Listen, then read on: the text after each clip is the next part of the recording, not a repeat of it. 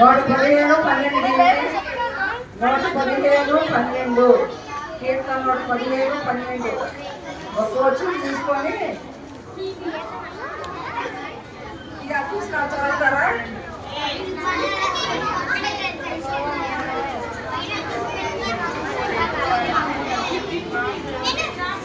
తీసుకోవచ్చు. 12 చదువు, 15 12 చదువు. వచ్చా తెలుగు?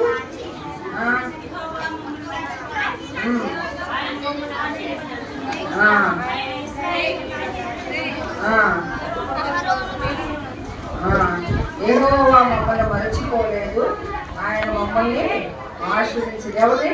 ఇశ్రాయేలు వంశస్థుల్ని, అహరోను వంశస్థుల్ని ఆశీర్వదించాడు. ఆ వచనాలన్నీ చదువుకుంటే తర్వాత వచ్చిన 15 ఏమి పిల్లలేమి పెద్దలేమి ఆయన భయభక్తులు గలవారిని ఆయన ఆశీర్వదించును. ఏమన్నాడు? పిల్లలేమి పెద్దలేమి ఆయన భయభక్తులు గలవారిని ఆయన యెహోవా ఆశీర్వదించును. నిజంగా మనం ఈ స్థలంలో ఇలా ఉన్నామంటే ఆయన ఆశీర్వదించబట్టే ఈ స్థలంలో మనం చేరి వచ్చాం.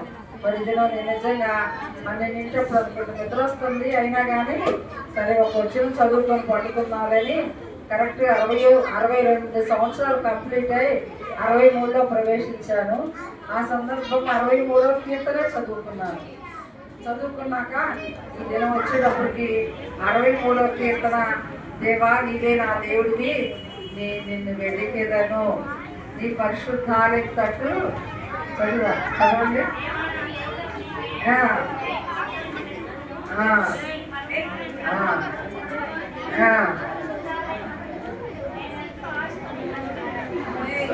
చదువు.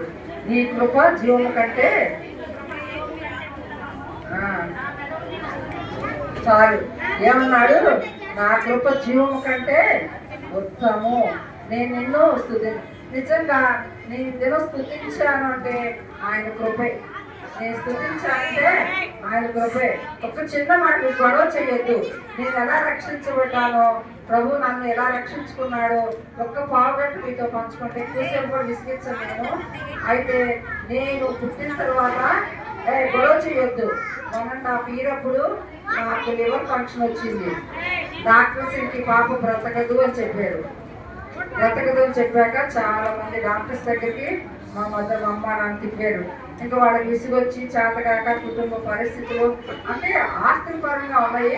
కుటుంబంలో పనుల నాన్నమ్మకు అమ్మకు వచ్చిన డిస్టర్బెన్స్లో వాళ్ళు విసుగొచ్చి అమ్మ బ్రతికింది లేకపోతే లేదన్నంత విసుగుతోటి అమ్మమ్మకు నన్ను అప్పగిస్తూ వస్తే అమ్మమ్మను తీసుకెళ్ళి మరి పసర మందులు, అప్పట్లో ఇప్పుడు ఆయుర్వేద మందులు, అప్పుడు పసర మందులతోటి ప్రభు నన్ను బ్రతికించిపోతే ఈ దినం నేను ఆయన స్తుతించేదాన్ని కాదు. ఆయన కృప జీవము కంటే ఉత్తమం అన్నమాట. అట్లా ప్రభు నన్ను కనికరించి రక్షించుకున్నాడు. అయితే ఆ ఊళ్ళో నేను రేవంద్రపాడని అమ్మమ్మ వాళ్ళ ఊళ్ళో పెరుగుతూ వచ్చాను. అయితే అక్కడ లూథరన్ చర్చి అంటే మా మేనమావలే మరి చర్చి కట్టించేవాళ్ళు. అక్కడ ముందు కరణాలు ముసుగులు అనమాట. ఒక చాలా కోటీసులు వాళ్ళే మనకు చర్చి ఉంటే బాగుందని వాళ్ళు చర్చి కట్టుకున్నారు. అక్కడంతా హిందూస్ అయినా కాకపోతే ఆర్సీఎం వాళ్ళు. అయితే విగ్రహారంగా లేదు కానీ యేసు ప్రభు దేవుడు తెలుసు. కానీ వాళ్ళు మా రక్షకుడు, మేము ఒక పాపిని గ్రహింపు లేక ఆ చర్చిలో ఒక ఆచారంగా ప్రతి క్రిస్మస్కి చాలా గొప్పగా చేసేవాళ్ళు. మా ఊరు, మా చుట్టాలు, మా బంధువులందరూ కూడా ఎక్కడే ఉంటారు. నేను అన్నిటికంటే నా పేరు రజని. నేను ఒక విగ్రహారాధన కుటుంబంలో పుట్టాను కనుక నాకు అసలు యేసు ప్రభు అంటే తెలీదు. అయితే క్రిస్మస్ రాగానే అమ్మమ్మ ఏం చేసేదంటే తలస్నానం చేయించి కొత్త గౌను వేసి మరి అప్పట్లో 5 పైసలు 10 పైసలు. అసలు తెలుసా మీకు 5 పైసలు 10 పైసలు? 5 పైసలు 10 పైసలు ఇచ్చి సందా పెట్టుకుని ఇచ్చేది. అయితే అక్కడ లూథరన్ చర్చిలో వాళ్ళు శనగపప్పు, మరమరాలు, బెల్లం పెట్టేవాళ్ళు వెళ్ళిన వాళ్ళకి. అవి తీసుకొచ్చి చాలా సంతోషంగా తినేదాన్ని. కానీ యేసు ప్రభు నాకు దేవుడు, నేను ఒక పాపిని, నాలో ఒక పాపం ఉంది, నా పుట్టుకే పాపము, జన్మత పాపము అని ఎరగని అంధత్వంలో బ్రతుకుతూ వచ్చాను. అయితే నేను చిన్న వయసులోనే 13 yearsకే నా మ్యారేజ్ జరుగుతూ వచ్చింది. అయితే అప్పుడు నేను 6th అయిపోయి 7th వెళ్తున్నాను. అయితే నా చదువు మధ్యలో ఇక ఆపేసి బంధువుల అబ్బాయితో సత్యనారాయణ అంకుల్కి ఇచ్చి నన్ను మ్యారేజ్ చేయడం జరిగింది. అయితే అట్లా ఉన్నప్పుడు మరి వెంటనే మాకు పిల్లలు పుట్టడము, వాళ్ళు కూడా చదివించడము, వాళ్ళు చదివంటే ఎక్కువ వాళ్ళు కూడా చదువుకోలేదు, వాళ్ళని మళ్ళీ వెంటనే మ్యారేజెస్ అవ్వటము, మరి ఒక మనవడు పుట్టాడు. అయితే 1997 సెప్టెంబర్ 13 ప్రభు నన్ను దర్శించాడు. అప్పుడు నా వయసు ఎంత అంటే 28 సంవత్సరాలు. కానీ మీరెంత ధన్యులో తెలుసా, ఇంత చిన్న వయసులోనే దేవుని సన్నిధిలో మీరు కనబడుతూ వచ్చారు. నాకు అట్టి భాగ్యం లేక భయంకరమైన పాపములో విగ్రహారాధికురాలై, శత్రువునై, బలహీనదాలై, భక్తిహీనదాలై, నానా విధ మోసములతో, దురాశలతో నా ఇష్టానుసారంగా నా కాళ్ళు కడ్డు లేకుండా యాత్రలో ఐగుప్తు అనే లోకంలోనే తిరుగుతూ వచ్చాను. కానీ మీకు ఎంత ధన్యత ఇచ్చాడు తెలుసా, ఇంత చిన్న వయసులో దేవుని సన్నిధిలో కనబడే భాగ్యం మీకు కలగజేశాడు. యెహోవా తమకు దేవుడు కాగల జనులు ధన్యులు, ఇట్టి స్థితి గల వారు ధన్యులు. ఎంత ధన్యత ఇచ్చాడో. అయితే ఇలా నా జీవితం కొనసాగుతూ వచ్చింది. అయితే చిన్నప్పుడు నాకు ఆ లివర్ ఇన్ఫెక్షన్ వల్ల నాకు ఎప్పుడు అనారోగ్యమే. అంత ఆరోగ్యంగా ఎప్పుడు ఉండేదాన్ని కాదు. ఎప్పుడు చాలా బలహీనత, ఎప్పుడు హాస్పిటల్స్ తిరుగుతానే ఉండేదాన్ని. గ్యాస్ ప్రాబ్లం అని ఏదో ప్రాబ్లంతో. ఒక సిస్టర్ ఉంది, ఏంటో గారు ఈ రోజు బాగుంది అనే చెప్పబాని డిక్షనరీలో ఉంది. అట్లా ప్రతిరోజు నాకు అనారోగ్యమే, ఎప్పుడు కూడా ఆరోగ్యంగా ఉండేదాన్ని కాదు. అటువంటి టైంలో వాడు స్నేహితురాలు వాళ్ళ మనవాడు కూడా ఇక్కడే ఉన్నాడు పాపని. ఆమె నన్ను టౌన్ చర్చికి తీసుకెళ్ళింది. టౌన్ చర్చికి తీసుకెళ్ళినా కానీ అక్కడ కూడా ఏదో నా భార్యను సల్లా పెట్టాను, కానీ ఈశ్వరబ్బా నేను పాపలని మాత్రం నేను ఒప్పుకోను. సరే, ఇద్దరు మా పిల్లలు పెళ్ళిళ్ళు అయిపోయి నాకు మనవడు పుట్టాడు. ఆ మనవడు కూడా అన్ని గుళ్ళకు తిప్పాను. అన్ని గుళ్ళకి పెదకంచుకోలేంటి, తిరుపతి ఏంటి, సాయిబాబా అన్ని అసలు అవన్నీ చెప్పి నాకు అర్థం కాదు. నేను వెళ్ళని పుణ్యక్షేత్రం లేదు, నేను వెళ్ళని దేవాలయం లేదు. బాంబేలో లక్ష్మీదేవి టెంపుల్ ప్రసిద్ధి కనుక బాంబే ఏంటి, బెంగళూరు ఏంటి, ఎక్కడ ఏ దేవుడు, పెద్ద దేవుడి దగ్గరికి వెళ్తే పెద్ద ఆశీర్వాదం, చిన్న దేవుడి దగ్గరికి వెళ్తే చిన్న ఆశీర్వాదం. ఏ దేవుడిని నేను విడిచిపెట్టలేదు. మాకున్న 33 కోట్ల దేవతల్ని అన్నిటిని కూడా వెంబడిస్తూ వచ్చానమాట. కానీ ఎప్పుడు నా జీవితంలో మనశ్శాంతి లేదు. ఈ లోకంలో అన్నీ ఉన్నాయి, అన్నీ ఉన్నాయి, తినటానికి, ఉండటానికి, కట్టుకోవటానికి అన్నీ ఉన్నాయి. కానీ ఎప్పుడు కూడా సంతోషము, సమాధానంగా నా జీవితం లేదు. అయితే ఎందుకో ఒకరోజు సాయంత్రం కరెక్ట్ 1997 గుర్తుపెట్టుకోవాలి.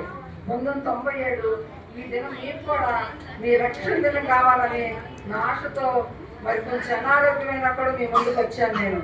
1997 సెప్టెంబర్ 13వ తారీఖున సోమవారం రోజున ప్రభు 7 గంటలకి నన్ను దర్శించాడు.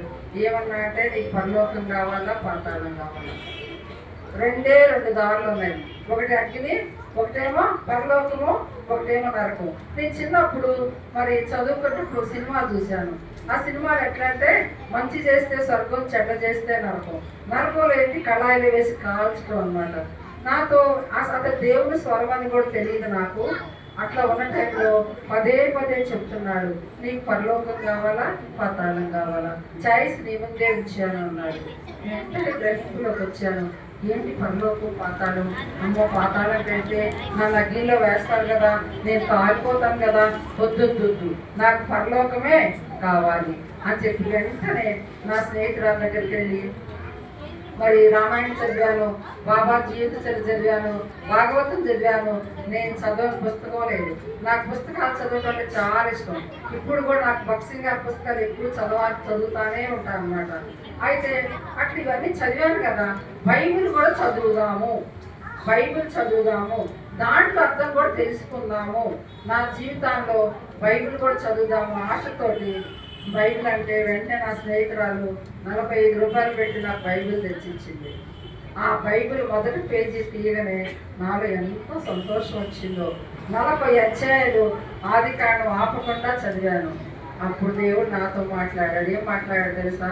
సృష్టిని విడిచిపెట్టి సృష్టమాలవై పరిగెత్తుతున్నావు, ఎందాక పరిగెత్తుతావు అంటే సృష్టి అన్ని సృష్టమానేంటి, ఏంటి నాకు అర్థం కావట్లేదు అని కొంచెం అయోమయంగా చూశాను. చూస్తే లేదు, సృష్టికర్తవై నన్ను విడిచావు, సృష్టివాళ్ళవై పరిగెత్తుతున్నావు, ఎందాక పరిగెత్తుతావు అన్నాడు. లేదు, పరిగెత్తను, నేను అంగీకరిస్తానే. 1997 సెప్టెంబర్ 13 సోమవారం 8:30 గంటలకి నా రూమ్లోకి వెళ్ళి, యేసు ప్రభువా, నేను పాపిని, నా పాపాలు క్షమించు, నీ రక్తంతో కడుగు.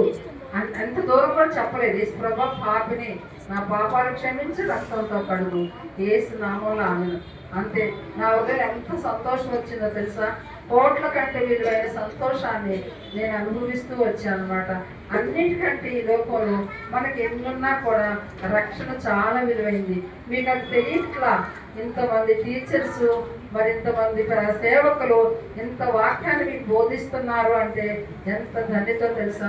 అసలు ఆ జీవకర మాటలు వినటానికి ప్రభు మనకి ఎంత కృపించాడో తెలుసా?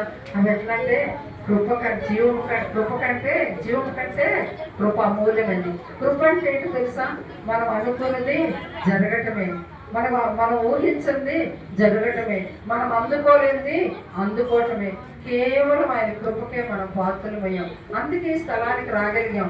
మనకంటే లోకంలో ఎంతో మంది ఉన్నారు. చదువుకున్నాడు, విద్యావంతులు, బలవంతులు, జ్ఞానులు, యోధులు ఎందరో ఉన్నారు. వాళ్ళకి లేని భాగ్యం ఒక స్వల్ప కూడా మనం ఒట్టి ఊపిరి అలగిన మన జీవం ఏ పాటిది? ఆవిరి వంటిది. అంతలో కనపడి అంతలో మాయమయ్యే ఆవిరి వంటి బుడగ వంటి మన జీవితాలకి ఎంత గొప్ప ధన్యతిచ్చి ఆయన సన్నిధిలో, ఆయన ఇంట్లో మరి ప్రవేశింపజేశాడంటే ఇది కేవలం ఆయన ఉచితమైన కృపే. ఆ కృపను బట్టే మనల్ని జ్ఞాపకం చేసుకున్నాడు. మనం మంచి వాళ్ళమనో, యోగ్యులమనో, లేకపోతే మనం ఎంత నీతిమంతులమనే కానే కాదు, కానీ కేవలం ఈ కృప, ఆయన కృప చొప్పున మనం జ్ఞాపకం చేసుకున్నాడు. ఆ విధంగా రక్షించుకొని 97 సెప్టెంబరు, మరి సెప్టెంబర్ 28 పుట్టాను. మరి 1963 సెప్టెంబర్ 28న నా తల్లిదండ్రి లోకాల్లో నాకు జన్మనిచ్చారు. మరి 63 సెప్టెంబర్ 28 నుంచి మరి 2025 ఈ సెప్టెంబర్ 28 వరకు నా 62 సంవత్సరాల్లో నిజంగా మధ్యాహ్నం దిన వాక్యం కూడా ఆయన రెక్కలే నన్ను కప్పుని, ఆయన రెక్కల కిందే నాకు ఆశ్రయం వచ్చింది. ఆయన రెక్కల మీద నన్ను మోసాడు. ఆయన రెక్కలే నాకు ఆరోగ్యం వచ్చింది. భౌతికమైన ఆరోగ్యం వచ్చాడు, ఆత్మీయమైన స్వస్థతను కూడా నాకు ఇచ్చాడు. యెషయా అంటాడు 1:5 ప్రకారం, అరికాల నుంచి నన్నెత్తి వరకు మనం పచ్చి పుళ్ళతో, గాయములతో, కట్టబడక, పిండబడక, దుర్గంధంతో, దుర్వాసంతో చెడిపోయిన మన బ్రతుకుల్ని ఆయన కలవరిసిలో మన కొరకు ఏం చేశాడు? ప్రాణం పెట్టాడు. ఎంతగా అంటే సిలువ మరణం పెట్టినంతగా ప్రాణం పెట్టాడు. ఫిలిప్పు 2:5 ప్రకారం, దేవుడు కుమారుడి దేవునితో సమానం ఉండడానికి విడిచిపెట్టుకోడు భాగ్యం ఎంచుకొనక మనుషులుగా పుట్టి రిక్తులుగా చేసుకుని దాసం రూపం దాల్చి మరణం పొందినంతగా, శిలువ మరణం పొందినంతగా విధేయ చూపించి ఆ పరమండలం, సింహాసనం, మహిమను, ఆధిపత్యమును, ఏలికను, ప్రభావమును, వైభవం ఇచ్చి ఈ లోకానికి దిగి వచ్చాడు. ఆయన ఈ లోకంలో అన్నిటికీ స్థలం ఉంది, ఆయనకి స్థలం లేదు. పశువుల తొట్లో, పశువుల పాకలో నీ కొరకు, నా కొరకు జన్మించాడు. ఎందుకో తెలుసా? మన హృదయాల్లో జన్మించాలని, మన హృదయంలో నివసించాలని. మన హృదయం అనే తలుపు తెట్టితే ఆ తలుపు తెరిచినప్పుడు ఆయన మన హృదయంలోకి రావాలని ఎంత ఆశతో ఈ లోకానికి 2020 సంవత్సరాల క్రితం వచ్చాడు. వచ్చి ఏం చేశాడు? 33.5 సంవత్సరాలు జీవించి 30 సంవత్సరాల తల్లిదండ్రులకు విధేయత కలిగి 3.5 సంవత్సరాలు అద్భుతాలు జరిగించి పాపం ఎరగని నా కోసం, మన కోసం పాపిగా శాపగ్రస్తమయ్యాయి. సిలువలో శాపిగ్రాహి అయ్యాడు. ఆయన తప్పు చేశాడా? ఆయన పొరపాటు చేశాడా? లేదు.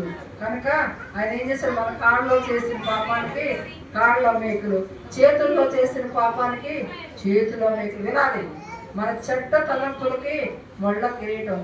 మన హృదయం చెడిపోయింది.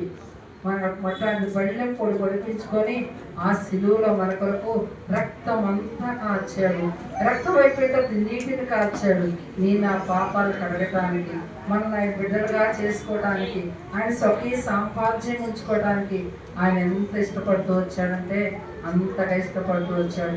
నిజంగా మరి ఆ రక్షకుడు నేను అనుభవించిన సంతోషం మీరు కూడా అనుభవించాలని, ఆ రక్షకుడు ఈ దినం మీ హృదయంలో కూడా రావాలని యేసు ప్రభువును పూర్తిగా నేను కూడా పాపినయ్యా, నా పాపాలు క్షమించండి అంటే రక్షించిన దేవుడు నన్ను కూడా రక్షించుకోండి అని అడిగితే ఎంత సంతోషమో కదా. మరి 97 సెప్టెంబర్ 28 13 ప్రభువుని అంగీకరించాను. 1999 నవంబర్ 21న నీటి బాప్తీసలో నేను బాప్తీసించడానికి ప్రభు నాకు కృపిస్తూ వచ్చాడు. బాప్తీసం తీసుకునేటప్పుడు చాలా భయపడ్డాను. ఒక హిందూ కుటుంబంలో పుట్టాను, ఈ సమాజంలో నేను నిలబడగలనా, మరి నేను బొట్టు పెట్టుకోవాలి, ఆ బొట్టు తీస్తే చాలా శ్రమ, నాకు ఎలా ఎదుర్కోవాలి అనుకున్నాను. కానీ రాజాల గారి టైంలో బాప్తీసం ఇచ్చారు. మరి ఆయన ఒక మాట చెప్పాడు, 1:10-13 మనుషులు కలిగి శోధన కంటే ఏది నీ కలగలేను, శోధన తప్పించేవాడు నేనేనని. అట్లా ప్రభు నాకు చాలా కృపించాడు. 1999 నవంబర్ 21న మరి బహిరంగంగా తండ్రి కుమార పరిశుద్ధాత్మ నామలో సంఘం సమాజం ఎదుట నన్ను తన బిడ్డగా ముద్రించుకుంటూ వచ్చాడు. బాప్తీస వాగ్దానం కూడా యెషయా 47:9 దూదిగంత కళ్ళు పట్టుకుని రాగా నా దాసులు నేను ఉపేక్షించి ఏర్పరచుకున్నాను, భయపడకు తోడై ఉన్నాను, దిగులు పడుతూ బలపరుచును, నీతిని నా దక్షిణాస్తంతో నిన్ను ఆడుకుంటాను అన్నాడు. ఆయన దక్షిణాస్తం మహోన్నతమైంది. ఆ హస్తంలో మరి ఆ దినము నుంచి ఈ దినం వరకు నన్ను ఆయన ఆరోగ్యకరమైన రెక్కల్లోనే భద్రపరిచాడు. శాంతికరమైన జలముల మధ్య నన్ను నడిపించాడు. ఆయన కాపురి ఉన్నాడు. నా జీవితంలో ఎక్కడ తక్కువ పదవా ఫలితాలు ఏమీ లేకుండా చేశాడు. పచ్చికల చోట్లే మచ్చగతో నడుపుతూ వచ్చాడు. శాంతికరమైన జన్మ నడిపించాడు. ఆయన నామం బట్టి నీతి మార్గం నడిపించాడు. నా ప్రాణానికి సేదకి ఇచ్చాడు. గాఢాంధకారపు లోయలో సంచరించిన ఏ అపాయానికి భయపడవన్నావు. ఆయన దుడ్డిగల దండతో నన్ను ఆదరించాడు. శత్రువులు ఎదుట నా భోజనం సిద్ధపరిచాడు. నా తల అంటి ఉన్నాడు. నా గిన్నె పొడిలింపజేస్తూనే వచ్చాడు. నా బ్రతుకు దినములన్నీ ఆయన కృపాక్షేములు వస్తాయి. చిరుకాలం నేను ఆయన మందిరం నివసించాలని ఆయన కోరిక, ఆయన ఇష్టం, అభిలాష. కనుక ప్రభు అటు కృప నాకించి ఎన్నో బలహీనతలు, ఎన్నో పరిస్థితులు, 62 సంవత్సరాలు ఎన్నో ఎత్తు పల్లాలు, ఎన్నో లోయలు, ఎన్నో తుఫాన్లు, ఎన్నో కెరటాలు, ఎన్నో అనారోగ్య పరిస్థితులు, ఎన్నో పంటబాయ పరిస్థితులు, వాటన్నింటిలో తప్పిస్తూనే వచ్చాడు. దినదినే నేనున్నాను, భయపడుతుంది, నేను తోడై ఉన్నానని 365 సార్లు భయపడకనే మాటని ప్రతి దినం జ్ఞాపకం చేస్తూ మరి 22 సంవత్సరాల యాత్రా జీవితంలో అనేక పరిస్థితులు కూడా నడిపిస్తూనే వచ్చాడు. ఇవాళ మీ మధ్య నుంచొని మరి ప్రభు నన్ను రక్షించుకున్నాడని ఆ కొద్ది మాటలు చెప్పడానికి నాకు ఎంత కృపించాడు. మరి మనందరూ చూస్తుంటే ఎంత సంతోషం కదా. కనుక యేసు ప్రభు రక్షకుడుగా అంగీకరిద్దాం. నేడే రక్షణ దినం, ఇదే మిక్కిలి అనుకూల సమయం అట. కనుక యేసు ప్రభు లేకుండా ఈ స్థలం నుంచి వెళ్ళొద్దు, దయచేసి వెళ్ళొద్దు. యేసు ప్రభుని అంగీకరిద్దాం. యేసు ప్రభు మనం వేరే చోటిద్దాం. యేసు ప్రభు పాపిని, నా పాపాలు ఒప్పుకొని నాకు క్షమించమని చిన్న మాట చెప్తే చాలు. ఈ యేసు ప్రభు ఈ దినం, ఈ మధ్యాహ్నం నీ అందరూ ఎంతో సంతోషిస్తాడు. ఎంత సంతోషం అంటే చెప్పుల శక్యమైన మహిమాయుక్తమైన సంతోషాన్ని నీ కొరకు దాచిపెట్టాడు. కనుక ప్రభుకి నీ హృదయం ఇద్దాం. ప్రభు కొరకు మనం అప్పగించుకుందాం. మరి అలా చేద్దామా? ఎవరైనా చేద్దామా? యేసు ప్రభు నేను రక్షకుడు అంగీకరిస్తాను, యేసు ప్రభు నాకు దేవుడు. మరి 9 మాసాలు 28 దినాలు దేవుడు కాపాడుతూ వచ్చాడు. కనుక ప్రభువా అని ఒప్పుకుంటే దేవుడు సంతోషిస్తాడు. వాటిలో ఒప్పుకొని ప్రార్థన చేసుకున్నావా? విన్నారు ఎవరన్నా? నేను ఏ సంవత్సరంలో పుట్టాను? వినాలి. మీరు ఎంత పట్టుకున్నారు? అసలు ఇప్పుడు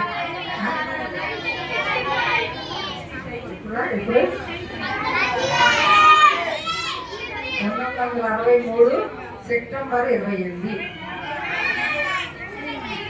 62 సంవత్సరాలు నా జీవితంలో ప్రభుత్వం అందజేశారు. పొద్దున ప్రభాకర్ గారు ఆరాధన వర్తమానం నేను ఎక్కడ చాటయ్యా. నా సంవత్సరం, నేను పుట్టిన సంవత్సరం 63వ సంవత్సరం నేను వాక్యం జరుగుతున్నాను. దాని నుంచే నాకు అంత వాక్యం ఇచ్చావు. అంటే ఎంత కృపగా ఇచ్చినా నీ కృప జీవం కంటే నీ కృప ఉత్తమైందయ్యా అని ఎంతో నేను సంతోషిస్తా వచ్చాను అనమాట. కనుక ప్రభు కృపను బట్టి మరి మీ అందరి మధ్య అట్లా కృపించాడు. అట్లాగే మా అనీషా పుట్టినరోజు కూడా ఈ రోజే, అకి వాళ్ళ చెల్లి బర్త్డే కూడా ఈ రోజే. ఒక్క చిన్న మాట చెప్పి ముగిస్తాను. ఇవాళ రోజు మంచిగా కరెక్టే జమీ వాళ్ళు కూడా ఈరోజు బర్త్డే. అయితే ఒక మాట ఏమనుకున్నానంటే, మా ఇంట్లో నేను పుట్టినరోజు నాడు ఎవరన్నా పుట్టితే బాగుంది అనుకున్నా. కానీ ఎవరన్నా లేదు కదా. మహేష్ వాళ్ళకి మరి అమ్మాయి కావాలనుకున్నారు, కానీ అబ్బాయినే వాళ్ళకి డాక్టర్ చెప్పారు. కానీ ఇంకా డెలివరీ టైం ఉంది. ఒక్క మాట అడిగాను, ఏమని అడిగానంటే, ప్రభువా సెప్టెంబర్ 28న మరి మహేష్ కూడా కూతురు అంటే అమ్మాయి కావాలనుకున్నారు కదా, అమ్మాయి పుట్టేటట్టుగా చెయ్యి. ఎందుకంటే నేను లేకపోయినా వాళ్ళ కూతురు బర్త్డే రోజు నన్ను గుర్తు చేసుకుంటా వస్తాడు అనుకున్నా. కానీ నిజంగా అది కూడా దేవుడు నా చిన్న ఆశను కూడా నెరవేర్చాడు. ఈరోజు చెల్లి మనవరాలు కూడా బర్త్డే తల్లి పుట్టినరోజు ప్రభు తన కూడా పుట్టానికి అనుమతించాడు. కానీ ప్రభు కొద్ది మాటలు మన దీనిలో కనుక ఆ విధంగా నా చిన్న ఆశను కూడా ప్రభు తీరుస్తూ వచ్చాడు అన్నమాట. అట్లా ప్రభువుకు మనం హృదయం ఇస్తే, యేసు ప్రభుకు మనం హృదయం ఇస్తే, వినాలి ఒక మాట ఎక్కువ వచ్చింది, యేసు ప్రభుకు మనం హృదయం ఇస్తే మన ప్రతి చిన్న ఆశ తీరుస్తాడు. ప్రతి చిన్న ఆశ తీరుస్తాడు.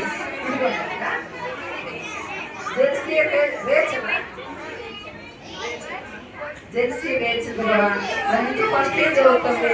వాడు సండే కూడా పడుతుంది. చూడు వాడు ఎంతమంది మా ఇంట్లో సర్వెంట్ వాళ్ళ అబ్బాయి కూడా ఈరోజు పడుతుంది. ఎంతమంది పడుతుంది చూసాక. కనుక ప్రభు ఈ మాటలు దీవించి ఆశీర్వించిన దాకా సండే స్కూల్లో ఆశ్రయాలు వరకొచ్చి ఏదైతే విన్నారో దాన్ని గ్రహించి లోపల చూపించి ఈ వరకు మంచి సాక్షులుగా సాధనాలుగా సిద్ధపరిచారని కావచ్చు వాడు ఎదిరించి ముందుకు సాగుతూ తెలియచండి. వాటి ద్వారా మహిళకుంటూ వచ్చారు, వీళ్ళతో మాట్లాడుతూ వచ్చారు. అందరి బట్టి సూచిస్తున్నాను. నేను కూడా నా జీవితంలో మరి ఏమైంది నాన్న ప్రభావ, ఏ విధంగా నాలో రక్షణ కార్యం జరిగిందో మరి బిడ్డలతో పంచుకుంచేదిగా కృపను తెలియచండి. ఏ బిడ్డ అలర్ట్ చేయకుండా గొడవ చేయకుండా నా మాటలు వినడానికి లేకుండా తెలియచండి. కొద్దిమంది వేరులోనైనా మీరు ఈ కార్యం జరిగిస్తామని నమ్మి సూచిస్తున్నాను ప్రభావ. మీరే మీ స్వాధీనంలో ఉంచుకోమని, శత్రువుగా దయపరచమని, శత్రువుకి మీ శత్రువులు మాకు ఇచ్చి మాకు గ్రహించమని, మాకు కాదు బాబా మీ కృపా శత్రువులు మీ నామానికి మైండ్ తెచ్చుకోమని, మీ కళ్ళ రక్షణ మమ్మల్ని తెచ్చుకుంటూ మైండ్ చెల్లిస్తూ అప్పగించుకుంటూ దేశం క్రీస్తు వారిని నా వల్లనే స్తుతించి ప్రార్థించి అటెండ్ ప్రతి వారు వచ్చిన మా పట్ల తండ్రి.